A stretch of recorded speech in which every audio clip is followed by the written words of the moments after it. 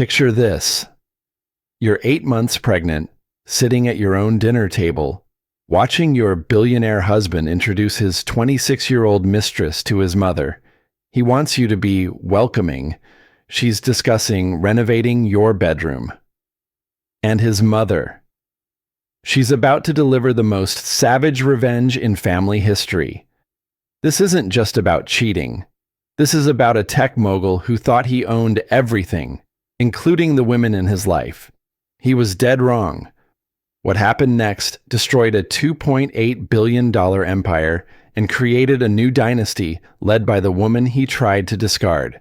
If you love stories where justice is served ice cold, smash that like button, drop a comment with your reaction, and subscribe, because this tale of ultimate karma will leave you speechless. Let's dive in. The security footage would later show everything. Madison Wells strutting up the marble steps of the Richmond mansion in her crimson designer dress, while 8 months pregnant Sarah Mitchell watched from the bedroom window above, one hand pressed against the glass, the other cradling her swollen belly. This is the night everything changed. But to understand how Sarah went from tech executive to discarded wife to ultimate victor, we need to go back 3 months. The Richmond mansion perched on Malibu's most exclusive cliff, a testament to new money meeting old power. Glass walls offered panoramic views of the Pacific, while the interior screamed Silicon Valley success. David Richmond had built his artificial intelligence empire from a Stanford dorm room, and at 35, the company's recent $2.8 billion public offering had made him one of America's youngest tech billionaires. Sarah had been his chief marketing officer when they met. Brilliant, driven, and undeniably beautiful, she had transformed Richmond Tech's public image from nerdy startup to lifestyle brand. Their wedding 3 years ago graced the covers of Fortune and Vogue simultaneously, but fairy tales have expiration dates. The pregnancy had been planned, celebrated with champagne toasts and nursery designs. David had seemed thrilled during those first magical weeks, his hands constantly finding her still flat stomach, whispering about their future family dynasty. Then something shifted. It started subtly. Phone calls taken in other rooms. Weekend trips to quote-unquote urgent investor meetings. The man who once couldn't keep his hands off her now treated her like fragile cargo, more obligation than desire. Sarah first suspected something was wrong when she found the Tiffany receipt, $2,000 for a tennis bracelet she had never received. When she asked David about it, he claimed it was for his assistant's birthday. His assistant was a 57-year-old man named Robert. The Instagram discovery came by accident. Sarah was researching influencer partnerships for a campaign when she stumbled across Madison Wells's profile. 26 years old, blonde, and devastatingly beautiful. Madison documented her luxury lifestyle for 300,000 followers. Her mess bags, private jets, 5-star restaurants, and in the background of several recent posts, Sarah recognized a familiar figure, David's distinctive profile, his custom Patek Philippe watch, even his lucky Stanford class ring. The photos were carefully cropped, but Sarah knew. A woman doesn't spend 7 years with a man without memorizing every detail of his appearance. That night, she confronted him in their bedroom, overlooking the twinkling lights of the coast. "Who is Madison Wells?" she asked, her voice steady, despite her racing heart. David barely looked up from his laptop. "Never heard of her." "Why, she's been posting photos from your business trips." "Sarah, you're being paranoid. Pregnancy hormones can make women imagine things." The dismissal stung worse than any slap. "Pregnancy hormones? David, I'm not crazy. I saw the photos." "You saw coincidences. Los Angeles is a small town for people in our circles." He finally closed the laptop, his expression shifting to concerned husband mode. "Honey, I need you to focus on staying healthy for our baby. This stress isn't good for either of you." The gaslighting was masterful. By the end of the conversation, Sarah found herself apologizing for bringing it up, but the doubts had taken root. 2 weeks later, Sarah made a discovery that shattered any remaining illusions. She had been looking for their insurance documents in David's home office when she found the hotel receipts. Not just one or two, but dozens, spanning the past 4 months. The Four Seasons, Chicago. The Ritz-Carlton, San Francisco. The St. Regis, New York. All charged to David's personal American Express. Each receipt showed the same pattern luxury suites, room service for 2, late checkout times. Sarah's hands trembled as she photographed each receipt with her phone. The dates matched perfectly with David's claimed business trips. But the charges told a different story. Champagne, spa services, multiple dinners. This wasn't business. This was romance. The financial reality hit her like a physical blow. During their marriage, Sarah had gradually transferred her assets into joint accounts that David managed. Her own career had been sacrificed bit by bit as she took on more responsibilities as Richmond Tech's first lady. Charity galas, investor dinners, the endless social obligations that came with being married to a billionaire. Now, at 8 months pregnant with no independent income, she was completely dependent on a man who was systematically replacing her. Her sister Ashley flew down from San Francisco that weekend.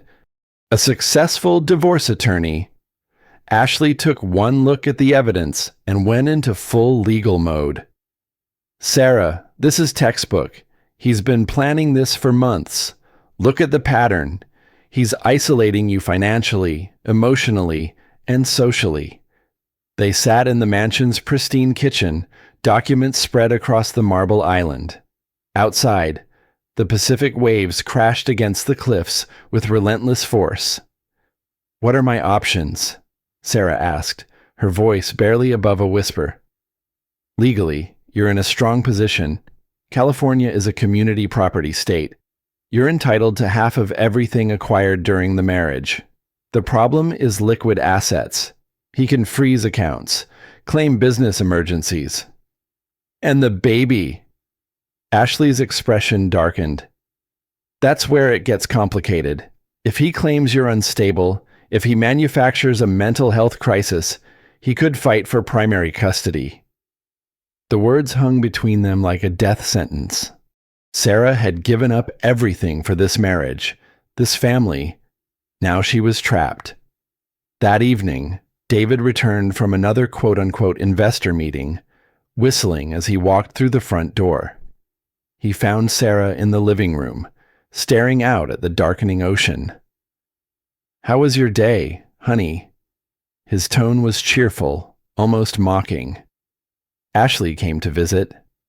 "Oh, how is she?" David moved to the bar, pouring himself a scotch. He didn't offer Sarah anything. "She's concerned about us, about our marriage." David's hand paused for just a moment before continuing to pour. "Ashley never liked me. I wouldn't put too much stock in her opinions. She thinks you're having an affair." This time David did stop. He turned to face Sarah, his expression shifting from casual dismissal to something harder. "And what do you think, Sarah?" The question was a trap, and they both knew it. If she accused him, she was the paranoid pregnant wife. If she backed down, she was admitting defeat. "I think my husband has been lying to me." David walked over and sat beside her on the couch, his movements deliberate and controlled. He placed his hand on her belly, and for a moment, Sarah felt a flicker of hope. "Sarah, I love you. I love our baby. But I need you to trust me. These next few months are crucial for the company. The IPO was just the beginning. I'm building something that will secure our family's future for generations." His words were honey over poison. Sarah wanted desperately to believe him, to return to the fantasy of their perfect life. Then why does it feel like you're pulling away from me? I'm not pulling away. I'm protecting what we've built. Sometimes that means making difficult choices, keeping certain business relationships separate from our personal life. Business relationships. The euphemism was breathtaking in its audacity. David, I need to know. Are you seeing someone else? He looked directly into her eyes, his expression earnest and sincere. Sarah Michelle Richmond, you are the love of my life and the mother of my child. I would never do anything to jeopardize our family. It was a masterful non-answer, technically truthful while completely misleading. And in that moment, Sarah realized her husband wasn't just unfaithful. He was a skilled manipulator who had been playing her for months. The worst part, she still loved him. Jake Torres had been David's best friend since their Stanford days and his business partner for the past 8 years. He had watched David's transformation from idealistic entrepreneur to ruthless executive with growing unease. The affair with Madison Wells had been impossible to miss. David flaunted it during business trips, bringing her to investor meetings and introducing her as a quote-unquote social media consultant. Jake had watched his friend's marriage deteriorate while David seemed oblivious to the destruction he was causing. The breaking point came during a business dinner in San Francisco. David had brought Madison, of course, while Sarah remained in Malibu, too pregnant to travel. Jake watched Madison post Instagram stories from their table at the exclusive restaurant, tagging the location and making sure her 300,000 followers knew exactly where she was. "Doesn't this bother you?" Jake asked during a brief moment when Madison had excused herself. "What?" David seemed genuinely confused. "Your wife is 8 months pregnant and you're parading your mistress around San Francisco." David's expression hardened. "My personal life is my business. Jake, Sarah understands the demands of my position." "No, she doesn't. She has no idea what you're doing. Sarah is focused on the baby, as she should be. I'm focused on building our empire." The casual dismissal of his pregnant wife was staggering. Jake realized his friend had become someone he barely recognized. That night, Jake made a decision that would change everything. He started documenting David's behavior, photos, videos, recordings of conversations. He told himself it was insurance, protection for the company if David's personal life became a public scandal. But deep down, he was gathering evidence for Sarah. The next morning, Jake called Sarah from his hotel room. "Sarah, it's Jake. We need to talk." Her voice was tired, defeated. "If this is about David, I don't think I want to know. You deserve better than this. You deserve the truth." They met at a coffee shop in Manhattan Beach, far from Malibu's prying eyes. Jake brought a manila envelope filled with photos and documents. "This has been going on for 6 months, he said, sliding the envelope across the table. "I'm sorry, Sarah. I should have told you sooner." Sarah's hands shook as she opened the envelope. Photo after photo of David and Madison together. Hotel lobbies, restaurants, private jets. In several pictures, Madison was clearly wearing expensive jewelry that Sarah had never seen. "There's more," Jake said quietly. "He's been using company resources to support her lifestyle. The private jet, the hotels, even her rent. It's technically embezzlement." Sarah stared at a photo of David kissing Madison on a yacht. The timestamp showed it was taken 3 weeks ago, the same day Sarah had her baby shower. "Why are you showing me this?" "Because you're my friend too. And because what he's doing isn't just morally wrong, it's illegal. He's using shareholder money to fund his affair." The implications were staggering. Not only was David betraying her personally, but he was risking everything they had built professionally. "What should I do?" Jake leaned forward, his expression serious. Document everything. Get a lawyer. And whatever you do, don't let him know you have this information until you're ready to use it. That afternoon, Sarah sat in her car outside the coffee shop, staring at the evidence of her husband's betrayal. Her phone buzzed with a text from David. Working late tonight. Don't wait up. Love you. The casual lie, delivered with a heart emoji, was almost funny in its audacity.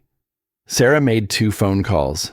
The first was to Ashley, asking her to come back to Los Angeles immediately. The second was to Elena Richmond, David's mother. Elena had never been warm toward Sarah, viewing her as an outsider who had somehow infiltrated their family dynasty. But she was also a former federal judge with strong opinions about honor and integrity.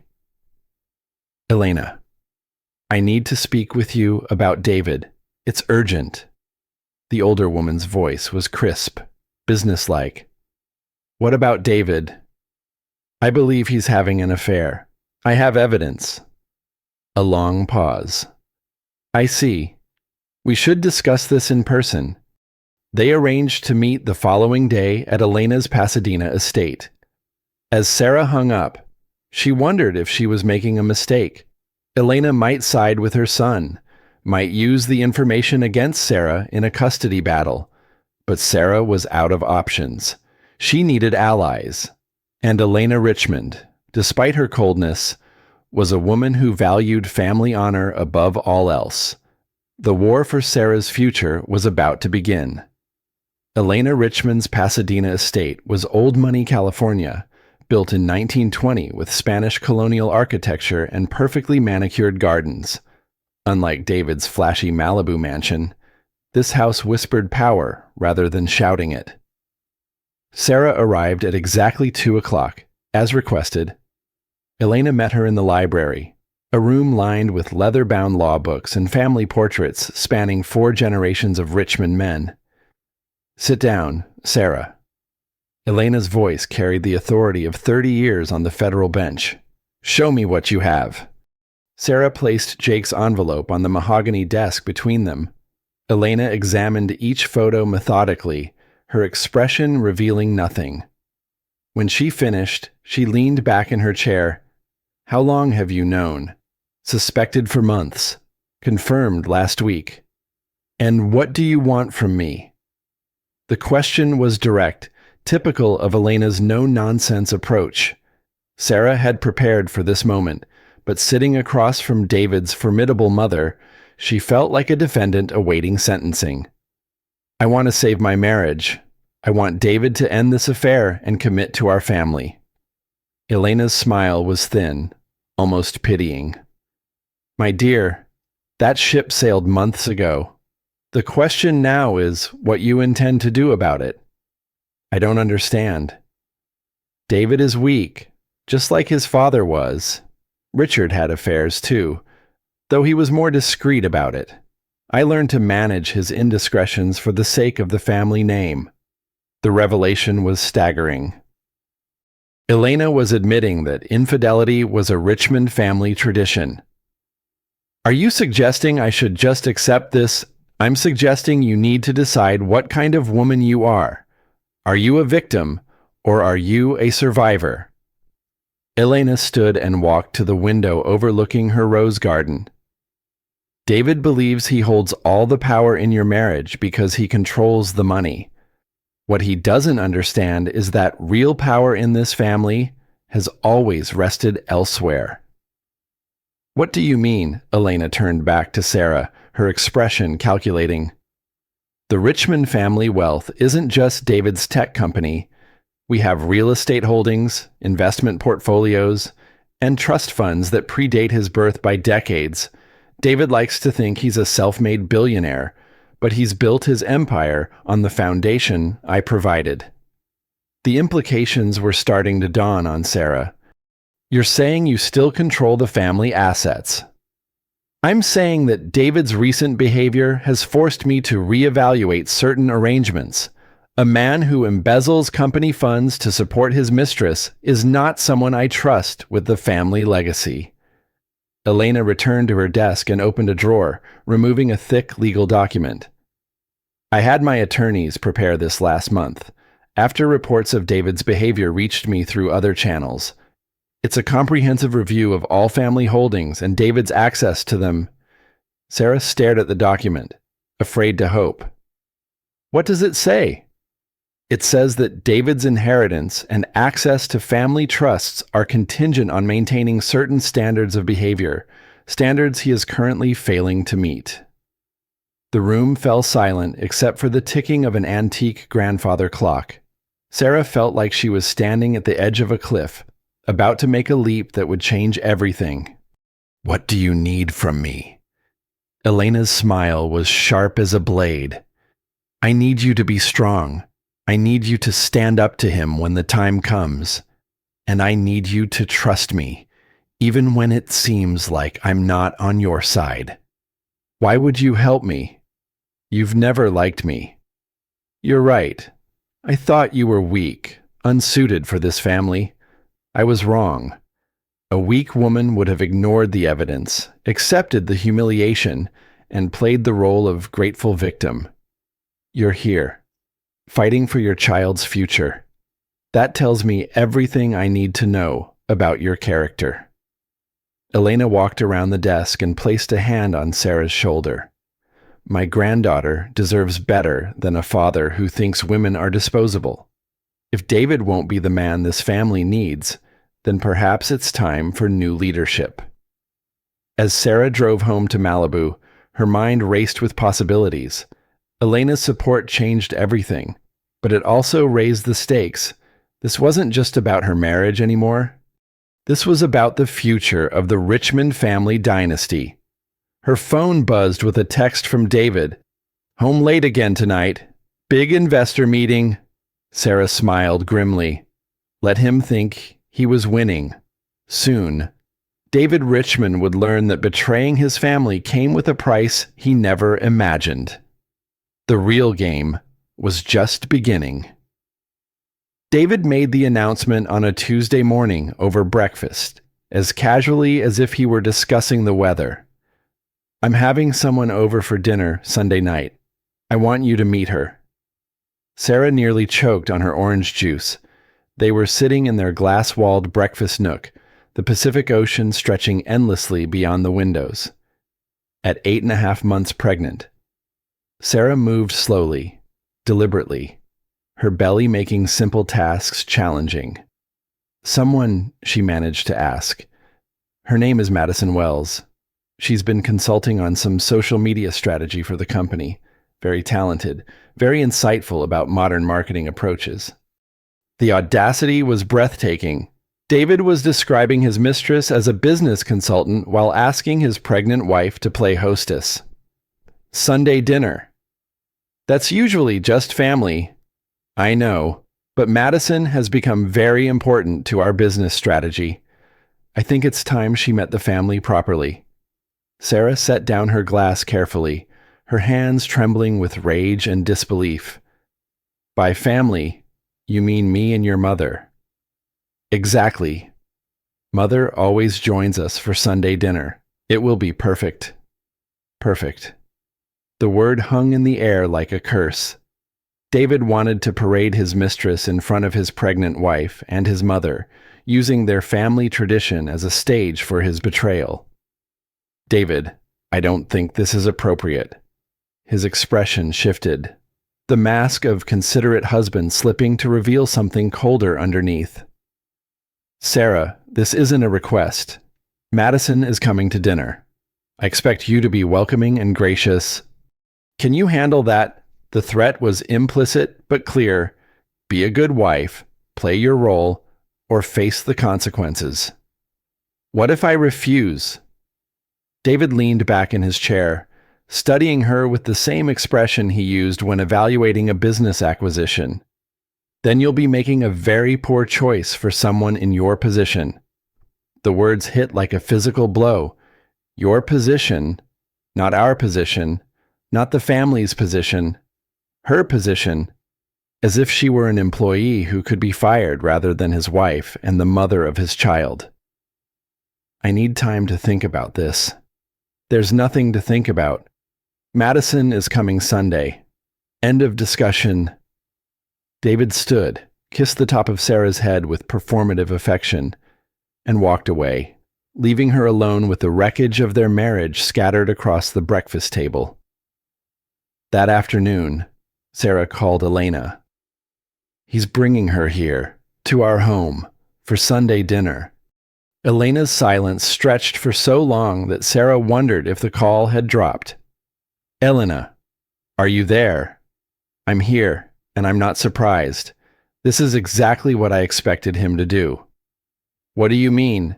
David is testing boundaries, seeing how far he can push before anyone pushes back. He's counting on you to be too shocked, too pregnant, too dependent to fight back. Maybe I should just leave, pack a bag, and go stay with Ashley until the baby comes. No. Elena's voice was sharp. That's exactly what he wants.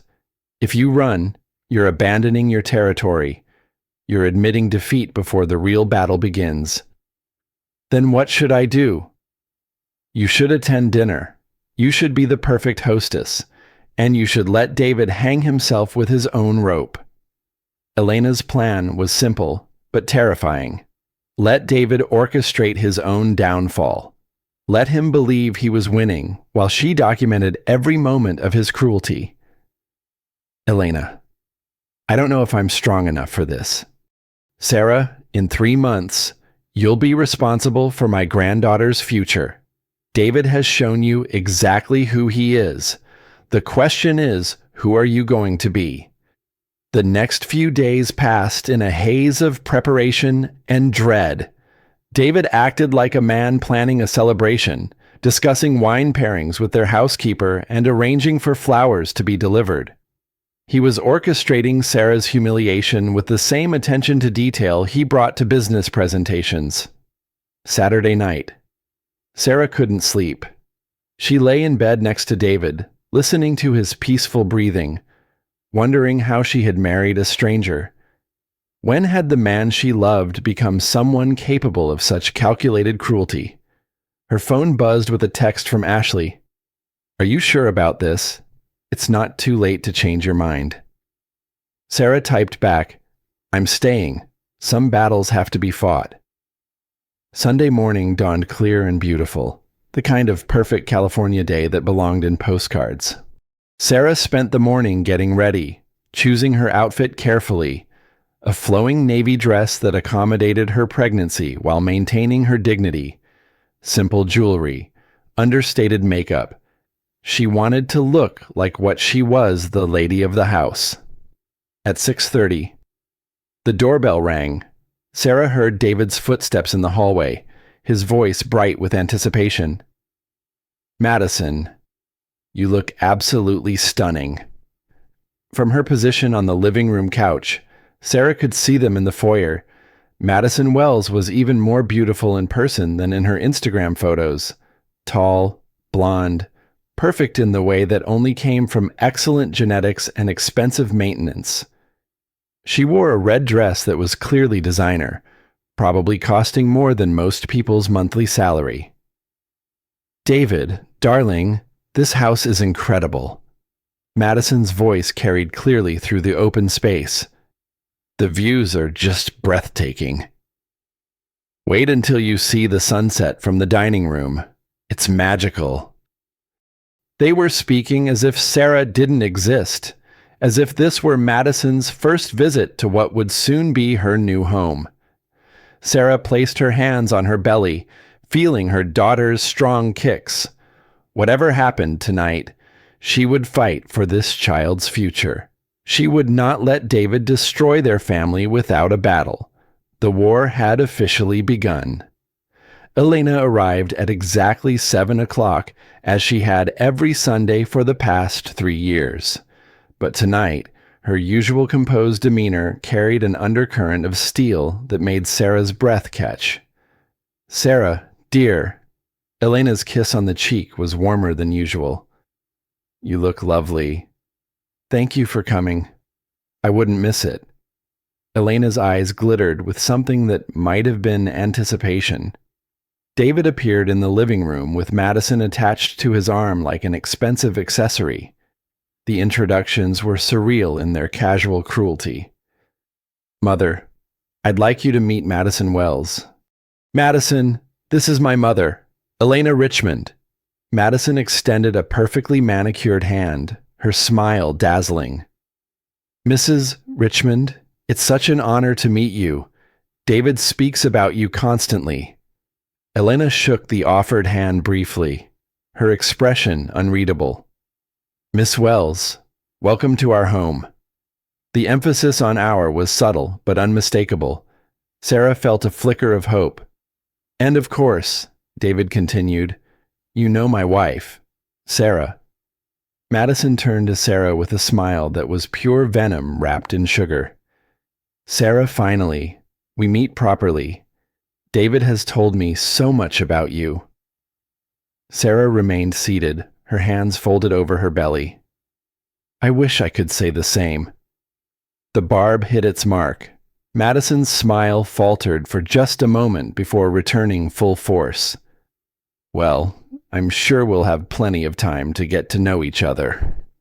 The implied future together was staggering in its boldness. Madison wasn't just David's mistress. She was his intended replacement wife, already comfortable in Sarah's home and confident in her eventual victory. Dinner was served in the formal dining room, with its floor-to-ceiling windows overlooking the Pacific. The table was set with their finest china, as if this were a celebration rather than an execution.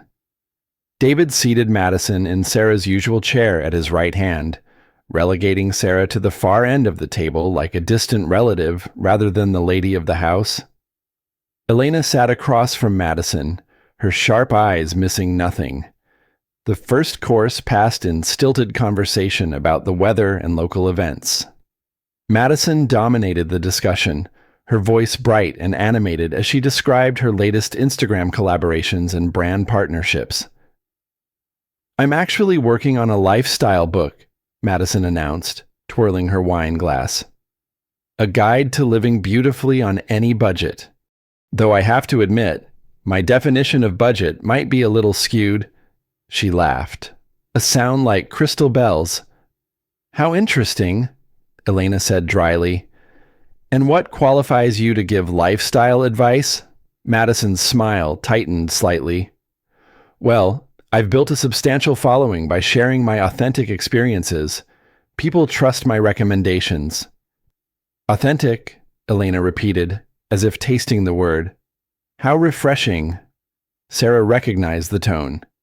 Elena was circling her prey, waiting for the perfect moment to strike. During the main course, Madison made her move. "David, you really should consider updating some of the decor in here. The house has such incredible bones, but it feels a little dated." Sarah's fork clattered against her plate. Madison was discussing renovating Sarah's home while Sarah sat 10 feet away. "I think Madison has excellent taste," David said, his eyes shining with infatuation. "She has such a fresh perspective on design." "Fresh," Sarah said quietly.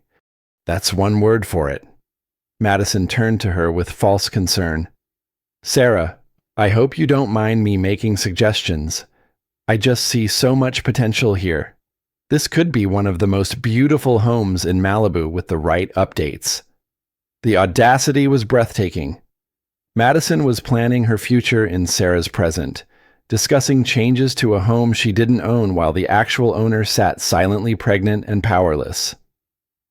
"Actually," Madison continued, warming to her theme, "I was thinking the master suite could use a complete renovation, something more modern, more sophisticated." That was the final straw. Sarah started to push back from the table, her composure finally cracking, but Elena's voice cut through the tension like a knife. "Miss Wells, before you start planning renovations, perhaps you should understand exactly whose home you're in." The temperature in the room seemed to drop 10 degrees.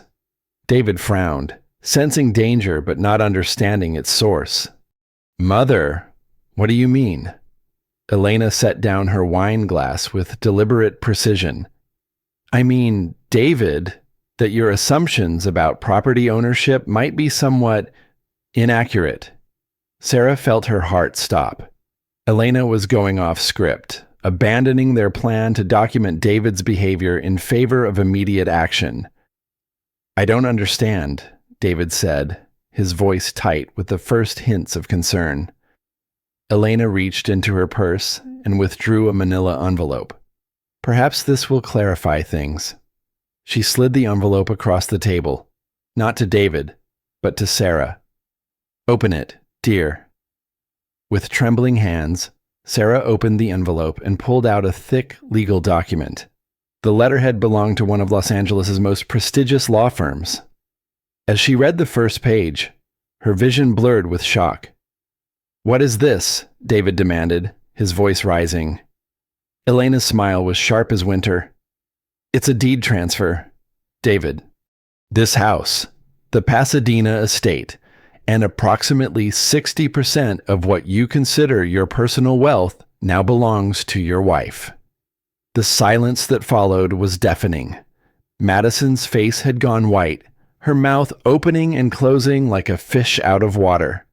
David stared at his mother as if she had spoken in a foreign language. That's impossible, he whispered. Is it? Did you really think I would let you destroy 4 generations of Richmond family honor for the sake of your midlife crisis? Elena stood, her presence filling the room. You want to talk about fresh perspectives, Miss Wells? Here's one you've attached yourself to a man who just lost everything. The reckoning had arrived 3 courses early. The sound that escaped David's throat was somewhere between a laugh and a scream. Mother, you can't be serious. This is my house, my company, my life. Elena remained standing, her posture regal and unmovable. Your company, yes, for now. Your house, no longer. Your life, that depends entirely on the choices you make in the next few minutes. Madison finally found her voice, though it came out as a strangled whisper. I don't understand what's happening. What's happening, Miss Wells, is that you've made the classic mistake of confusing a wealthy man with a powerful one. Elena's gaze could have cut glass. David has been living off family money for years, using Richmond family assets as collateral for his business ventures. Assets that I control through irrevocable trusts established long before his birth. Sarah stared at the deed in her hands, still struggling to process the magnitude of what was happening.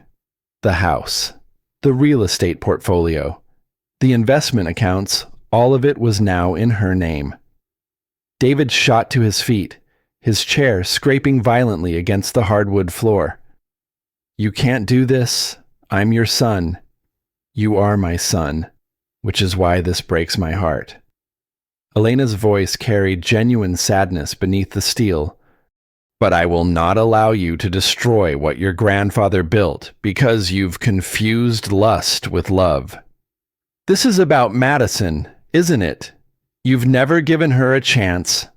Elena laughed, a sound devoid of humor. David, this has nothing to do with Miss Wells specifically.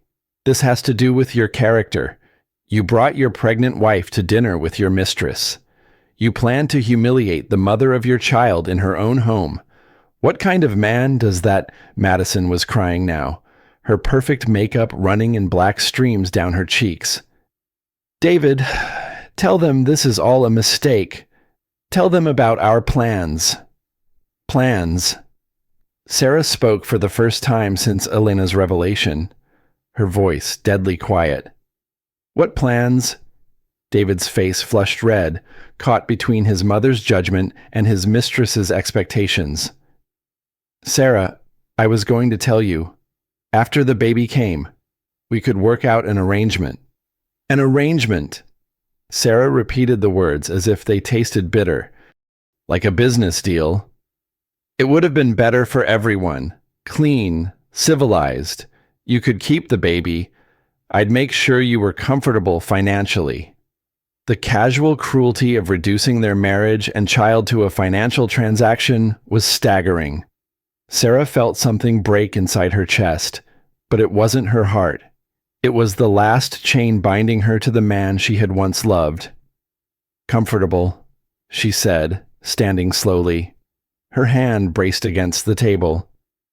"You were going to make me comfortable while you played house with your Instagram princess." Madison flinched at the description, but Sarah wasn't finished. "Did you discuss custody arrangements too? Visitation schedules? Or was I supposed to be grateful for whatever scraps of my own daughter's life you decided to throw me?" "Sarah, please, you're being emotional." "Emotional." Sarah's voice rose, months of suppressed rage finally finding an outlet. "My husband is planning to divorce me for a woman young enough to be his intern, and I'm being emotional." She turned to Madison, who was still crying into her napkin. "And you? Did you really think this was going to end well? Did you imagine he'd be faithful to you when he was willing to betray the mother of his child?" Madison's sobs grew louder, but Sarah felt no sympathy. This woman had knowingly destroyed a family, participated in the systematic humiliation of a pregnant woman, and now she was crying because her gold-digging scheme had backfired. Elena walked around the table and placed a gentle hand on Sarah's shoulder. "Sit down, dear. You shouldn't be standing so long in your condition." As Sarah sank back into her chair, Elena addressed David with the tone she might use for a disappointing court case. "You have a choice to make, David. You can accept this new reality with grace, commit to therapy, and try to rebuild some semblance of honor. Or you can fight this legally and lose everything, including your relationship with your daughter and any remaining respect from this family." David looked around the room at his mother's implacable expression, at his pregnant wife's tears of rage and relief, at his mistress's complete breakdown, and seemed to finally understand the magnitude of his situation. "I need a lawyer," he said weakly. "You'll need several," Elena replied. "I'd recommend starting with a criminal attorney." "Criminal? Using corporate funds to support your affair constitutes embezzlement. David, my investigators have documented approximately $200,000 in company money spent on Miss Wells over the past 6 months. Hotel rooms, jewelry, travel expenses." Madison's head snapped up, her tears stopping abruptly. $200,000, David. You told me those were business expenses." The final betrayal was complete. David had lied to everyone, his wife, his mistress, his business partners, even himself. Elena's smile was thin but satisfied. "Miss Wells, I'd suggest you retain counsel as well. Conspiracy charges can be quite serious." As Madison stumbled toward the door, her designer heels clicking frantically against the floor, David made one last desperate play. "Mother, please, we can fix this. I made mistakes, but we're family." Elena's expression softened slightly, showing a glimpse of the mother beneath the judge. "David, you are my son, and I love you. But love doesn't mean enabling destruction. When you're ready to be the man your daughter deserves as a father, we can discuss your role in this family. Until then, I suggest you learn to live with the consequences of your choices." David looked at Sarah one final time, perhaps hoping for mercy or forgiveness. Instead, he found a woman he no longer recognized, someone stronger than the person he had systematically undermined and betrayed. "Goodbye, David," Sarah said quietly. "I hope you find whatever it was you were looking for." As the front door slammed behind them, Sarah and Elena sat in the sudden silence of the empty dining room. The untouched dessert course remained on the table, a sweet ending to the most bitter meal of Sarah's life. "What happens now?" Sarah asked. Elena poured herself another glass of wine, her composure never wavering. "Now, my dear, you learn to be free." The next 72 hours passed in a blur of legal meetings, phone calls, and the strange sensation of walking through someone else's life. Sarah moved through the mansion that was now legally hers, touching familiar objects that suddenly felt foreign: the baccarat crystal David had bought for their anniversary, the original Picasso sketch his father had left him, the Italian leather furniture chosen during their honeymoon in Tuscany. Everything was the same, yet everything had changed. Ashley arrived Monday morning with a team of lawyers, their briefcases and serious expressions transforming the living room into a war room. Papers spread across the coffee table like battle plans, custody agreements, restraining orders, corporate liability assessments. "Sarah, you need to understand the scope of what Elena has done," Ashley said, reviewing the deed transfer documents. "This isn't just about the house. You now control approximately $40 million in real estate and investment assets." The number was meaningless to Sarah. She had gone from wealthy to wealthy with better lawyers. But what mattered was the power dynamic. David could no longer threaten her with financial abandonment. What about his company? Richmond Tech remains his, but Elena's move was strategic. The family trust provided the initial capital and ongoing credit lines. Without that backing, David's company becomes significantly more vulnerable. Jake Torres arrived that afternoon, his expression grim as he delivered news from the corporate side. The board called an emergency meeting this morning. Word of David's personal situation has leaked, and several major investors are asking questions about company finances. Sarah poured tea in the kitchen while Jake outlined the business implications. "How bad is it?" "Bad enough. Using corporate funds for personal expenses is a serious violation of fiduciary duty. The SEC will likely launch an investigation, even if David avoids criminal charges. His reputation as a CEO is finished." The irony wasn't lost on Sarah. David had risked everything for an affair that was now destroying the very empire he thought made him untouchable. "Jake, why did you help me?" "You and David built that company together." Jake was quiet for a long moment, staring out at the ocean. "Because some things matter more than business partnerships. What he did to you was unforgivable. What he did to your daughter's future was unforgivable." That evening, Sarah sat in the nursery she had decorated months earlier, running her hands over the crib David had assembled with such enthusiasm during the early days of her pregnancy. The room was painted a soft yellow, gender-neutral, and filled with hope for their shared future. Now it felt like a shrine to naivety. Her phone buzzed with a text from an unknown number. The message was short and devastating. "This isn't over. You'll regret this." Sarah forwarded the message to her legal team and blocked the number, but the threat lingered in her mind. David was angry, humiliated, and now dangerous. A man who felt he had nothing left to lose was capable of anything. Elena called that night with updates from her own intelligence network. "David is staying at the Four Seasons downtown. He's been calling family friends, trying to drum up support for challenging the trust transfers. So far, no one wants to get involved.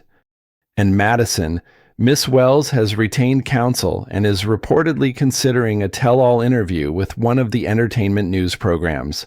Her publicist is positioning her as the victim of David's deception." Sarah almost laughed at the audacity. Madison, who had knowingly participated in destroying a marriage, was now claiming victim status. Can she cause problems? Legal problems? No. Public relations problems? Possibly. But Elena Richmond doesn't back down from fights, especially when her granddaughter's future is at stake. Wednesday morning brought the first contraction. Sarah was reading financial documents in bed when the pain hit. Sharp and unmistakable. She had been through false alarms before, but this felt different, urgent, demanding immediate attention. The drive to Cedars-Sinai took 20 minutes through Los Angeles traffic, with Elena behind the wheel and Ashley calling ahead to the medical team. Sarah breathed through the contractions, focusing on the one clear thought emerging from the chaos of the past week. Her daughter was coming into a different world than the one Sarah had planned. Not the perfect nuclear family Sarah had envisioned, but perhaps something better, a world where women protected each other, where strength mattered more than sentiment, where love was proven through actions rather than promises. Dr. Martinez met them at the emergency entrance, her calm professionalism immediately reassuring. "Sarah, how are you feeling?" "Like I'm ready to meet my daughter." Labor progressed quickly, as if her body was eager to finish what her life had started. Elena stayed by her side, holding her hand through the worst contractions and whispering encouragement that carried the weight of generations. "You're stronger than you know, Sarah. Stronger than David ever deserved." 8 hours later, Elena Rose Richmond entered the world at 6 pounds, 12 ounces, perfect fingers, perfect toes, and her father's dark hair paired with her mother's determined chin. As the nurse placed Elena in Sarah's arms, the magnitude of the past week crystallized into perfect clarity. This child would never wonder if she was wanted. She would never question her worth or accept treatment that diminished her dignity. She would grow up knowing that sometimes the greatest act of love is refusing to accept the unacceptable. "Hello, Elena," Sarah whispered, tears streaming down her face. "Welcome to your kingdom." Elena Richmond the elder stood at the foot of the hospital bed, watching her namesake with an expression of pure joy. "She's beautiful, Sarah. Absolutely beautiful. She is, isn't she?" As if summoned by destiny. Sarah's phone buzzed with a text from David. "Heard about the baby. We need to talk." Sarah looked at the message, then at her daughter, then at the woman who had given her the strength to fight for both their futures. "Elena," she said to her mother-in-law, "would you like to hold your granddaughter?" As Elena cradled the baby with expert grandmother hands, Sarah deleted David's message without responding. Some conversations could wait. Some battles were already won, and some women were born to be queens. 3 months later, Sarah stood in the redesigned nursery, watching Elena sleep in the afternoon sunlight streaming through windows that now felt like her own. The past months had been a whirlwind of legal proceedings, media attention, and the exhausting joy of new motherhood. David's attempts to challenge the trust transfers had failed spectacularly. His lawyers discovered what Elena had known all along. The documents were ironclad, drafted by the best legal minds in California and reviewed by federal judges who owed Elena favors from her decades on the bench. Richmond Tech's IPO had cratered under SEC investigation, with David ultimately resigning as CEO to avoid criminal prosecution. The golden boy of Silicon Valley had become a cautionary tale about hubris and betrayal, his face appearing on business magazine covers with headlines like "The Fall of a Tech Titan" and "When Success Corrupts." Madison Wells had indeed given her tell-all interview, painting herself as an innocent victim seduced by a powerful older man. The public response was less sympathetic than she had hoped. Social media users dissected her Instagram posts with forensic precision, finding evidence of her calculated pursuit of wealthy men stretching back years. Her follower count plummeted, brand partnerships evaporated, and the lifestyle book deal was quietly canceled. But Sarah found that she cared less about their downfall than she had expected. Revenge, it turned out, was less satisfying than simply being free. "She's growing so fast," Elena said, entering the nursery with a cup of tea. The older woman had become a constant presence in their lives, her relationship with Sarah evolving from dutiful politeness to genuine affection. She smiled at me this morning. A real smile, not just gas. Elena laughed. Settling into the rocking chair, Sarah had moved from her own childhood bedroom. The Richmond women have always been early smilers. We know the power of charm. It was true. Little Elena was already showing signs of her grandmother's magnetic personality, capturing the attention of everyone from the pediatrician to the grocery store cashier with her bright eyes and ready grin. "I got a call from Jake today," Sarah said, adjusting the baby's blanket. "The board wants to offer me a consulting position with the new leadership team." "Are you interested?" Sarah considered the question.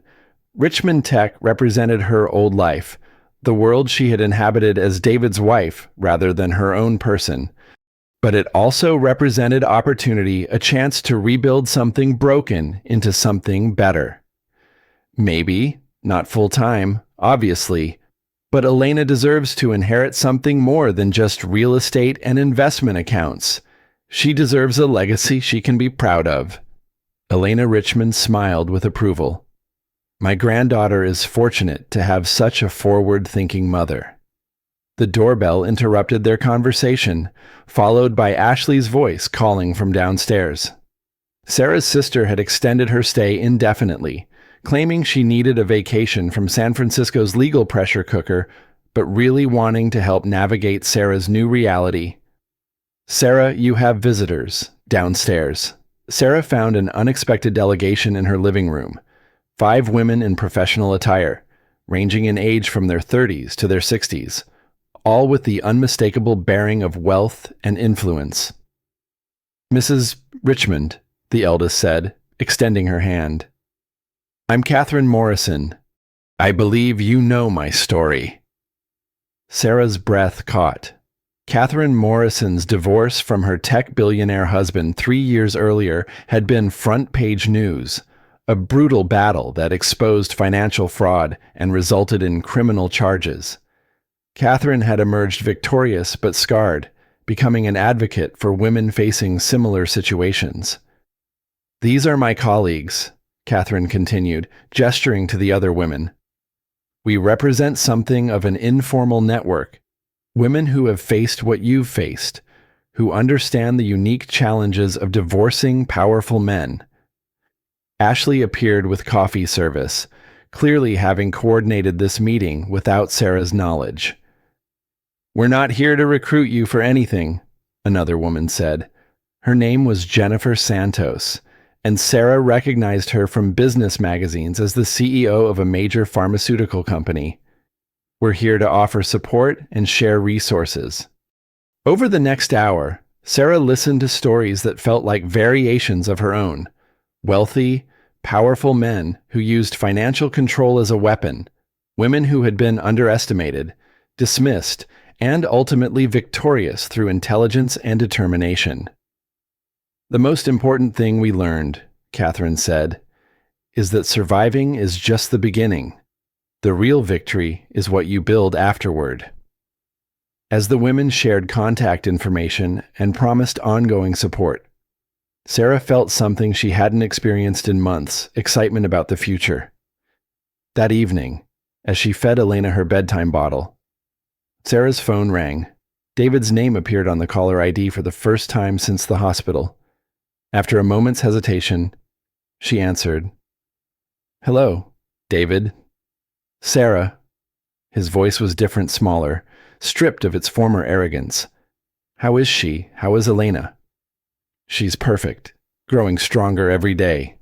"Can I see her? I know I have no right to ask, but she's my daughter too."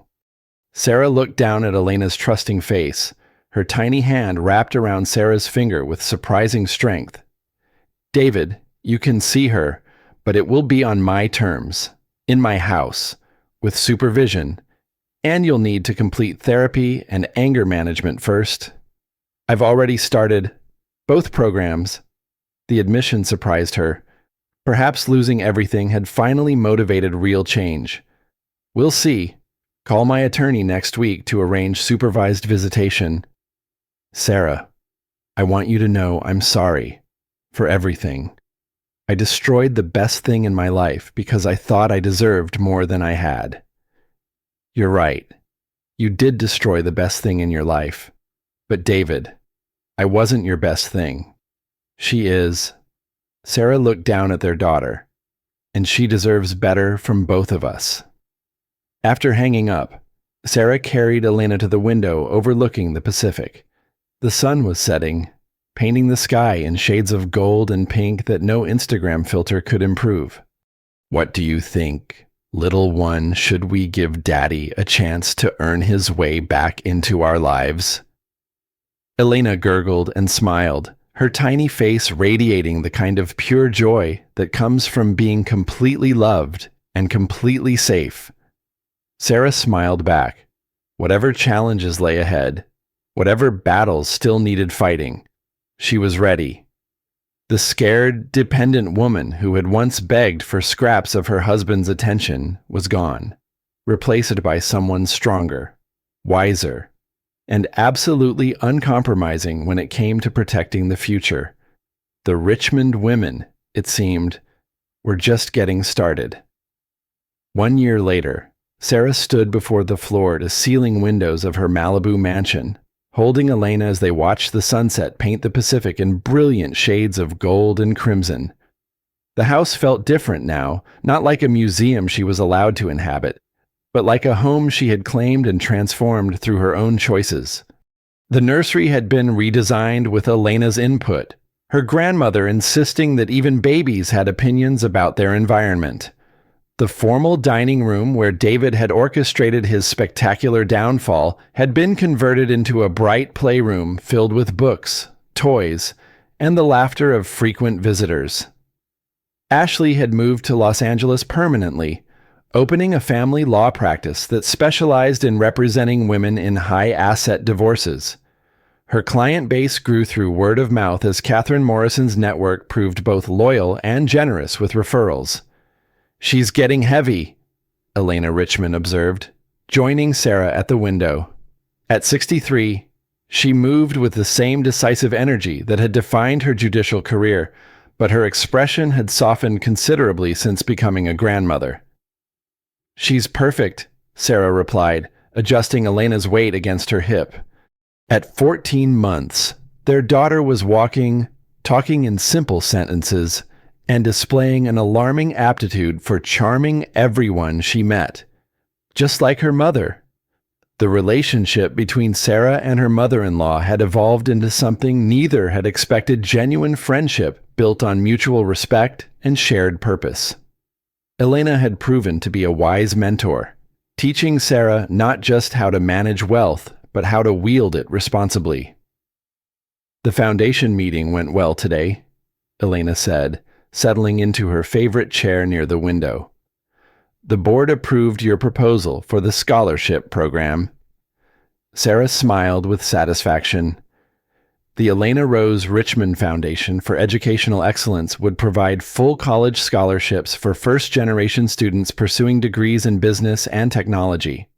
It was a way of ensuring that opportunity wasn't limited to those born into privilege. Any word from David's lawyers about the custody modification? His supervised visitation will continue for another 6 months. The therapist's report was mixed progress in some areas, concerning patterns in others. David's journey toward redemption had been slower and more complicated than anyone had hoped. Losing his empire had been devastating to his sense of identity, but it had also forced him to confront the narcissistic tendencies that had destroyed his marriage. Some days he seemed genuinely committed to change. Other days, Sarah glimpsed the old arrogance lurking beneath his reformed exterior. "Mama, book," Elena announced, pointing toward her favorite reading corner with the imperious tone of someone accustomed to having her requests fulfilled immediately. "Reading time it is," Sarah said, settling into the oversized chair they had designated as the story throne. As Elena climbed onto her lap, Sarah reflected on how dramatically their lives had changed. The scared, dependent woman who had once tolerated emotional abuse rather than risk financial uncertainty was gone, replaced by someone who had learned to trust her own judgment and fight for what mattered. The doorbell chimed, its sound no longer triggering anxiety as it had during the dark months of David's betrayal. Now it usually announced friends, colleagues, or deliveries for Elena's rapidly expanding wardrobe. Ashley's voice carried from the entryway. Sarah Jake's here for the meeting. Jake Torres had become a regular presence in their lives, his friendship with Sarah deepening after his role in exposing David's misconduct. His new venture capital firm specialized in investing in women-led startups, using connections from Elena's network to identify promising opportunities. The quarterly review, Sarah remembered. I lost track of time. Over the past year, Sarah had gradually assumed a more active role in managing the Richmond family investments. What had started as necessity, someone needed to oversee the assets Elena had transferred, had evolved into genuine interest and aptitude for financial strategy. Elena, would you like to sit in on a business meeting? Sarah asked her daughter. You might learn something useful. Business. Elena clapped her hands enthusiastically, though she probably associated the word more with snacks than spreadsheets. In the dining room that had been converted to a conference space, Jake spread out portfolios and financial reports. Ashley joined them, her legal expertise crucial for understanding regulatory implications of various investment strategies. The tech portfolio is performing above projections, Jake said, highlighting several companies on his tablet. But I think we should consider diversifying into sustainable energy and biotechnology.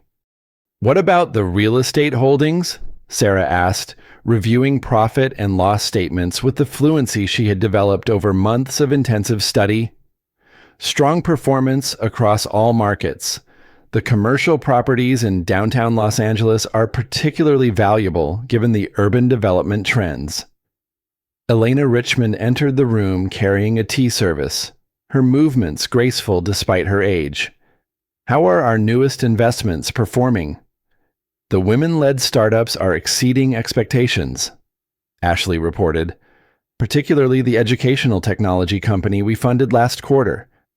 As they discussed portfolio allocation and investment strategies, Sarah marveled at how natural this felt. A year ago, she had been a wife who signed documents without reading them, trusting her husband to manage their financial future. Now she was making decisions that affected dozens of employees and thousands of students who would benefit from scholarship programs. Little Elena had fallen asleep in her lap, worn out by the excitement of a business meeting. Sarah smoothed her daughter's dark hair, thinking about the world she was building for her to inherit. I have a proposal, Sarah said, setting down her coffee cup. I want to establish a venture capital fund specifically focused on supporting women leaving abusive relationships, not just financial support, but business mentorship, legal resources, career development. The room fell silent as the others absorbed the scope of what she was suggesting. Sarah, that's ambitious, Jake said carefully. The legal complexity alone would be enormous. So was divorcing a billionaire, Sarah replied, but we managed that successfully. Elena Richmond's smile was proud and sharp. What kind of initial funding are you considering? $50 million to start. We can grow it as we prove the concept. Ashley whistled softly. You're talking about creating an entire support ecosystem. Exactly. Catherine Morrison's network has shown me how many brilliant women are trapped in situations similar to what I faced. They have ideas, talents, and determination, but they lack resources and connections. Elena Richmond leaned forward, her expression intrigued. What would you call this fund? Sarah looked down at her sleeping daughter, thinking about the courage required to build something from nothing, to transform pain into purpose. The Phoenix Fund, because sometimes the most beautiful things rise from ashes. Jake began taking notes, already calculating operational requirements and regulatory frameworks. Ashley was mentally drafting legal structures. Elena Richmond was nodding with the satisfaction of someone whose mentorship had produced exactly the results she had hoped for. As the meeting continued and plans took shape, Sarah felt the same sense of purpose that had sustained her through the darkest months of her marriage's collapse. She was no longer just surviving David's betrayal, she was transforming it into something that would help other women not just survive, but thrive. The Pacific sunset painted the room in shades of gold and promise as four friends planned a revolution, while the next generation of Richmond women slept peacefully in her mother's arms, dreaming of a world where strength was inherited and courage was cultivated. Sometimes the greatest revenge was simply refusing to let betrayal define your future. Sometimes the best victory was building something so beautiful that your enemies became irrelevant. And sometimes, a woman scorned became a woman empowered, creating legacy that would outlast any man's empire. The crown, it turned out, had been Sarah's all along. She had just needed to learn she was worthy of wearing it.